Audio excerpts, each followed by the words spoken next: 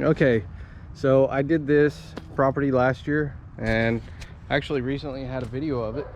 We just do leaf cleanup on this, and her maples dropped everything. It looks beautiful, pretty red leaves. We're gonna shoot all of them right there. That's a neighbor's car, and our client just moved her car from the driveway so that we can shoot everything down the driveway. Now, when we bring stuff down the driveway, we're gonna trash out this side of the neighbor's yard. So I'm gonna get over there, and all this stuff in this section is coming out, and we'll haul it away with our client's stuff. Well, that thing's huge. Big old sunflower. I think it's gotta be 12 or 13 foot high. Of course, I get that high. Let's go ahead and take a look at the back. Coming in the back, it's really not too bad. We got a big silver maple back here.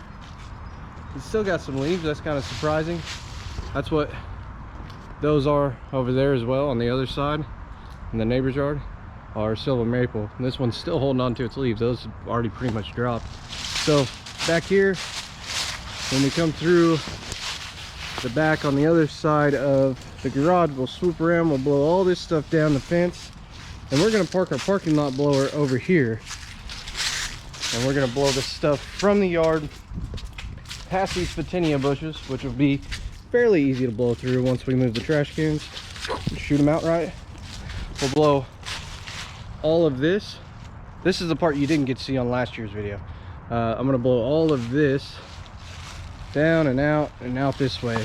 Now, from remembering last year, one of the choke points that was just kind of a pain is over here we have the AC units, and this choke point causes an issue. So what I'm going to do is I'm going to use the blower.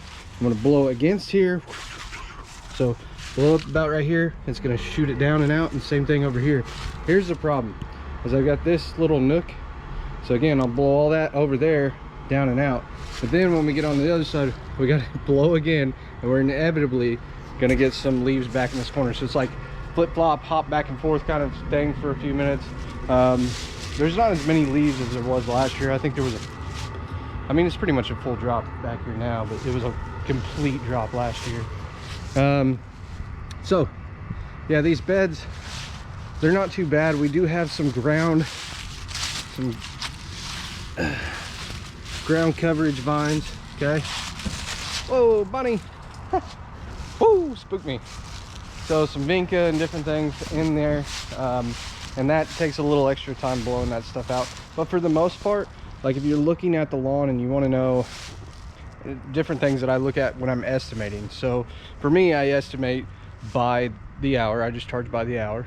But it is inevitable that sometimes I have to give somebody an estimation on how long it's going to take.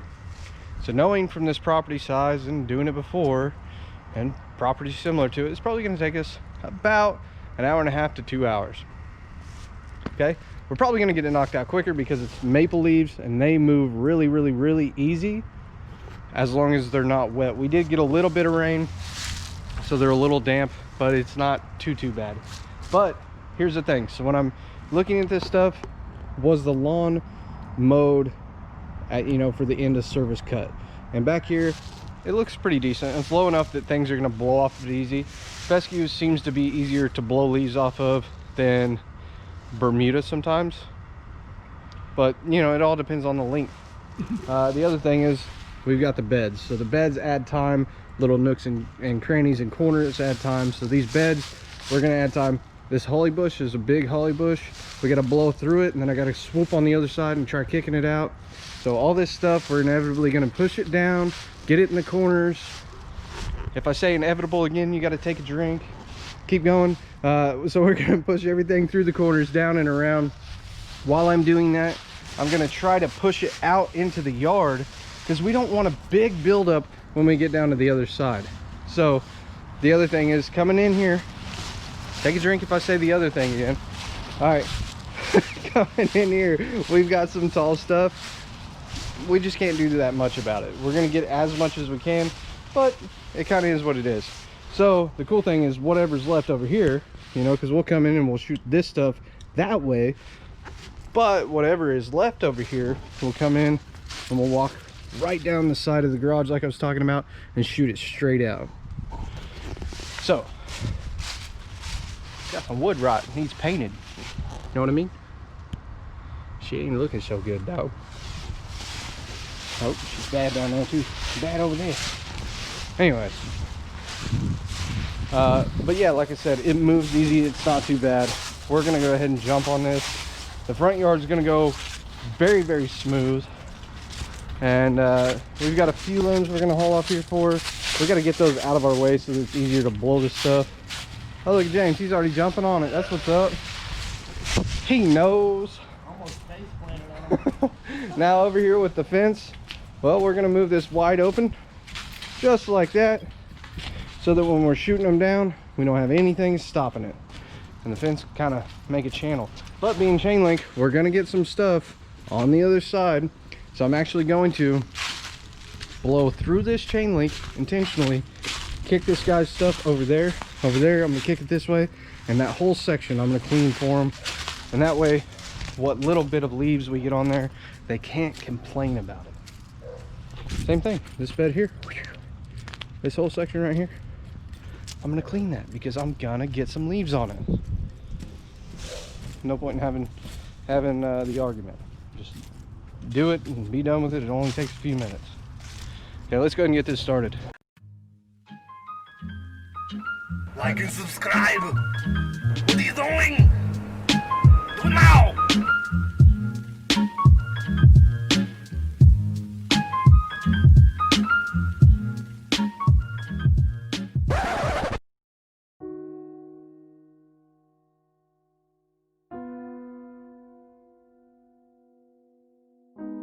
We have inundated, especially young men. Yeah. Go seek freedom. Go do what you want, how you want to do it, when you want to do it, which is fine. There's nothing inherently wrong to that when you're young. But if you really want meaning, if you want satisfaction, if you want direction, it's the stuff that has consequence. It's family, it's work. That's exactly right. Freedom is. But we're not teaching young men that. No. Intentionally, that's the other thing I wanted to get to, but go ahead. Right. I think it's intentional. Well, I think it is too, because it's part and parcel of the idea that the productive activity of young men, and this also goes for the masculine, symbolically masculine activity of young women, by the way, but the productive activity of young men is indistinguishable from the force that gives rise to the crushing tyranny of the patriarchy. It's like, well, and that also gives young men a moral excuse not to engage in life. It's like, well, you know, productive activity is for fools. I see it all the time. I've been told I'm a horrible person my whole life. What use is this to me? I'm going to go play video games in my basement. Yeah, well, and it gives an excuse to the useless part of men that don't want to succeed, because it's easy to sit around. I mean, it isn't, because the long-term consequences of that are just absolutely devastating. Yes. But see, so when we have a discussion about freedom, you know, we might also say, well, the freedom is, I think this is right, it's freedom to pick your poison. It's freedom to pick your responsibility. That's correct. And you might say, well, there's a set of weights in front of you that you have to pick up in order to stand yourself. Because that's the other thing I think about human beings. Well, you know, conscientiousness is a trait, and we don't have an animal model for conscientiousness. In fact, we don't understand conscientiousness at all from a psychological perspective. Or Darwinian perspective. Well, that's more complicated, because conscientious men tend to do better, and so they're going to be more successful. But we don't have a model for what conscientiousness is. But conscientiousness is, at least in part, the necessity to carry a load for yourself and for other people, or to suffer guilt and shame as a consequence. And so that seems built in, especially to conscientious people. Now, conscientious people tend to be more conservative, because that's one of the predictors of conservatism. But it could easily be that freedom is the freedom to choose your yoke, let's say. And then you choose the weight that you have to carry, so that you can justify your miserable existence to yourself, so that you can go to bed at the end of the night and you can think, look, I did what I needed to do to set things right today, and I don't have to carry the existential weight around of my failure and uselessness as a consequence. The existential psychologists in the 1950s who emerged out of the chaos of World War II were very much concentrated on the idea of existential guilt, you know, that you owed being a ransom for your existence, and the way that you paid that ransom was to work for the betterment of being. I mean, it's a very ancient idea, but of course. But it is the one idea, I think, that gives people the self-respect, not self-esteem, the self-respect that's necessary to carry them through terrible times. When I'm asked, well, what has Jordan Peterson done for your members, people you know, I say, he has them to stop acting like Peter Pan. So that they can actually be a man and not a boy. Well, the Peter Pan story is a really interesting one, because Peter Pan means everything, right? Technically, that's what Pan means. And Peter Pan wants to be a child because a child can be anything, can be everything, right? So what you have in childhood is that a plethora of potential. And the problem with growing up is that you have to sacrifice that Pan potential for a defined actuality, right? That's to grow up and become something instead of staying potentially anything. Now, the problem with Peter Pan is that he looks into the world and sees Captain Hook as his role model, right? And so that's his model for adulthood. And Hook is terrified of death.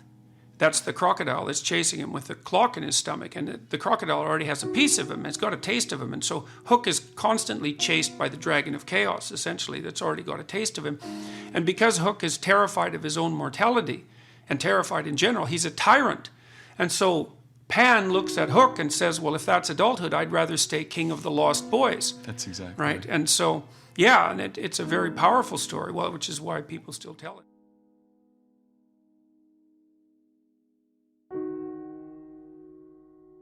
What's one piece of advice that you would have given your 16-year-old self? Don't be so high and mighty that you don't take advantage of the humble opportunities that are granted to you. When I look back, I didn't like school at all. You might say I hated it. And I've thought a lot about that, because I thought, well, there were reasons. I was a very fast reader. I could get through the books that were given to us in English class, generally in the first day. And that wasn't really appreciated, I would say. But there were things, and I was bored a lot as a teenager and got into a reasonable amount of trouble, not an unreasonable amount, but then, there were sports teams and there were attempts to organize plays, and there were things that I didn't do that I could have that would have made my life better. But I was too cynical, maybe, to take full advantage of them. And I did work when I was a kid. I worked in restaurants as a dishwasher, short order cook, that sort of thing. That was a really good decision. I think my fondest memories in some ways of my adolescence are memories of working in the restaurant. But life is very difficult. And in order to thrive with this difficult life, if an opportunity is presented to you, you shouldn't be so arrogant that you dismiss it. And it's really easy to be arrogant as a teenager, especially if you're smart, because you think, well, I'm smarter than everybody else. It's like, actually, no. There's lots of people that are a lot smarter than you. You just haven't met them yet. And you're not as smart as you think you are, besides. Right. And other people aren't as dumb as you think they are either. There's different kinds of smart. There certainly is. Yes, and wise beats smart. So I would say if you're 16 and your life isn't so happy, it's like, look around and see if there are opportunities that people are granting you, even imperfect opportunities, because they're going to be imperfect, that you could exploit, let's say, in the proper way and learn and grow. I had this teacher, Ada Paul. She's dead now. I really liked her in grade 4. She was an organist at the church. And when I was 14, 15, she offered to teach me how to play the organ. I, for a variety of reasons, wasn't really that into the idea. And so I kind of went, and then a couple of times I skipped it, and it just sort of fell apart, and which was pretty rude of me, obviously, because she went out of her way to offer this. And that's a good example, because it wasn't cool to play the organ. It wasn't cool to do I don't know what it was like when you grew up. When I grew up, it wasn't cool to do anything. She was a great teacher. I really liked Ada Paul. She was, and I betrayed her trust, It's like, that wasn't very bright. I think we all have memories like that as kids, Yeah. But I think that advice is good to even young adults, even to adults, really, to pause and appreciate the opportunities and the doors that are always open to them. Well, here's and the experiences that are always available. Well, here's an idea. Yeah. So life is brutal. And what you have to set against that is possibility. And you might say, well, life is so brutal that you have to utilize all the possibility that comes your way. You know, so an opportunity manifests itself and you turn it down. You ignore it, you let it drift away. It's like, that's one thing that you had against the horror of existence that you let go of. You let go of 10 of those things, man. You're on the street. Right. And it's no fun there. And it doesn't get better. And so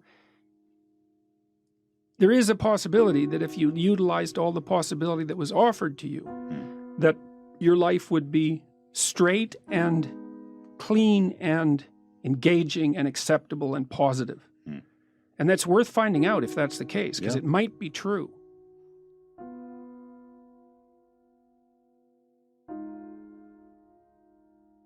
Find out that edge that you can push yourself against. And it's going to be different for different people. But that's the call to adventure and heroism. And there are life and death situations everywhere around you if you want to involve yourself in them. Now, and sometimes that might be like to put yourself together to the degree that you can, say physically or spiritually or intellectually. It could be an intellectual battle. It could be a moral battle.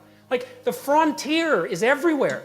The frontier is just the edge between what you know and what you don't know. You want to put yourself on that damn edge and make yourself into something. And you can retreat into comfort in the modern world. And I think that is a problem. You know, I mean, I've noticed that it's one of the pathologies of wealth, I would say, because one of the problems with being relatively wealthy if you're a parent is that you cannot provide your children with necessity. And that's a big problem because they need necessity to call them into being.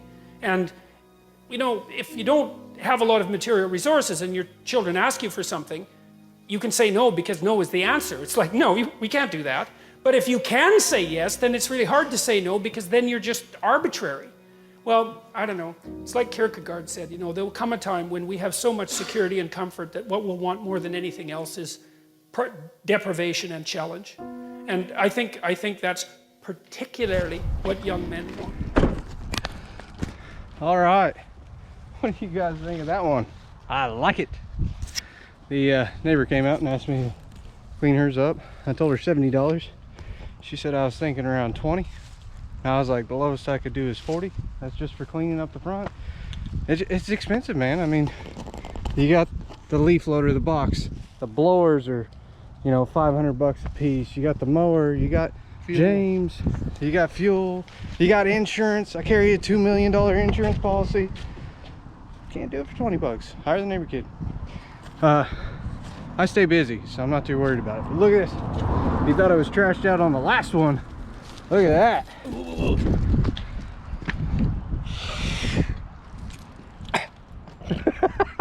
It's in my eye. That's not the first time he's taken a shot to the eye.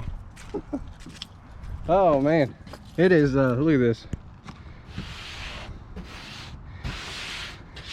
You gonna scratch your hood? I know, I bought an older truck so I wouldn't have to worry about it. It's a lot of dust. All right, inevitably, you better take a drink. Inevitably, there's always a little bit of debris that you just can't mess with. So what happens? We either dust that back into the lawn or you dust it into the street. Oh my goodness, you're putting stuff in the street. Dude, we're talking about a very, very small amount that is going to disappear the moment a car drives past. So, shh, calm down. Calm down. That's pro level, dog. All right, front yard, it looks beautiful. It got a cut, but that's not what I was here for. Oh, look, there's a stick. So, it wasn't about getting it cut. It wasn't, it's just the mower. It's like a big rake, dude. So we used that, pulled it all to the front and sucked it up. What do you think about down here, man? I should have and could have gotten my 36 out. That works great as a plow. My 61 not so much because it gets underneath the deck and then the deck lifts up and then it doesn't do anything. So the 61 doesn't work so good as a plow unless they are like like a wall ahead of time. Now we have some stuff here that's just left, a little bit of debris. So before we leave one blower out. I'm doing a final walkthrough with you, and before we leave, James is going to dust off all the concrete, make it look good. Now back here, it came a long ways. There's still a few leaves. Can't help it, man. They're dropping as we're cleaning. So, but back here, that looks good. Completely cleaned up. You know, looking gorgeous. I'm happy with that. That's gonna work, you know. And then we're, you know, like I said, we just got to dust off the little bit that's left on the concrete. We're out, and we're on to the next one. Now it is what is it? Veterans Day? Yeah. Thank you to all our soldiers. We appreciate you. Even if nobody else does, I appreciate what you do. And same thing with our police. I know that's a hot topic and people aren't allowed to say that they appreciate the police and that you should defund them. You're not supposed to get political, Kevin. Hey, but honestly, if we didn't have our police, we'd be in a bad situation. So thank you to all of them. And yeah, that's my opinion. I'll always stand behind the police. The only time I didn't like police in my life was when I was doing illegal stuff. Go figure. Or when I think they're gonna pull us over for a seatbelt. Okay, I am gonna say I lived in a small little town that was very crooked when I was younger, and I didn't care much for the police then. Yeah, I paid like, I want to say it was $1,500, $1,600 in tickets the month that I got married. I mean, they were just post up. They knew when I went to work. They'd follow me out, get me for all the dumb stuff. That doesn't matter. There's always corrupt people anywhere that profile people. Back then I had long hair. They thought I was doing drugs. You have no idea how many times I was pulled out of my truck and it was search for drugs. I didn't even do drugs, man. You get what I'm saying? So I wasn't a big fan of that, but I let them do their thing. Why not? Well, it's your constitutional right to say you can, you know, get a warrant to do it. Well, just let them do it and be on your way. It's the same reason I don't call cops for petty stuff. They're busy. I'm busy. I don't want to mess with it. Anyway, way off topic. If you like this video, like and subscribe. It really goes a long ways to help me out, and I hope that you enjoy it. If you have any questions, put them in the comments below. I am collecting comments so that I can go through and use them as topics to talk over the videos. That way you can get more information and I can bring value to you and others, and you know, give you some of my experience. I know when I was starting out, I had a lot of questions and it was kind of hard to find them back then. Now there's a lot more resources, but there's a lot of people that tell you only a little bit because they want to sell you some. And I don't have any courses yet. I probably will in the future, but until then, I'm down for giving you anything that I got. And even when I have a course, I'll trickle it out over videos. So if you don't have money, you'll still get it free. I understand how that is, not having money. So yeah, one last look. It's beautiful. I did a video on this one last year. I'll link that down and I'll put it in the description as well as the pinned comment on the video. James, you got a phrase of the day? Yeah. Yeah. COVID. Don't do that, and don't use that one. James, give me a different phrase of the day. Oh crap. He can't. His mouth's full. Not the first time he's had his mouth full of some seeds. Well, what's the phrases of the day that I want to use? I feel like people would either be upset about or you're going to tell me no. All right, there's a lot of political drama going on. Instead of being Trump 2020, Biden 2020, just put USA down there as the phrase of the day. Let me know that you're happy to watch. And if you're not from the US, tell me where you're from. I'm always interested in that. It's really cool to see people from across the world tell me where they're at. So you guys have a good one. I'm out. Sorry, the blower's going back there. I almost forgot to tell you, it took an hour and 28 minutes. That is including my final walk around talking to you guys. So I'm gonna cut that down to an hour and 20 minutes. 1 hour and 20 minutes times 2 people. That gives you how many man hours were total on the job. You multiply that by your man hour rate, and that gives you your price if you're billing per hour. You do a few of these, and say you're pricing it by the job. Do a few of them, see how you're, you know, you can price it by the job, see how it comes out, find out if you're meeting your man-hour rate, and then you can adjust back and forth to make sure you're making what you need to. So, you know, that's a good way. Just always track your time. If you track your time, you know how long it takes, so that next time you have a similar property, similar scenario, similar situation, similar leaves, similar depth, similar moisture, all that stuff, bunch of similarities, same amount of beds, stuff like that, then you can bid it and be more accurate. Okay, so what am I charging on this? What I'm charging on this property is $221. $221 spider web. And we're on to the next one.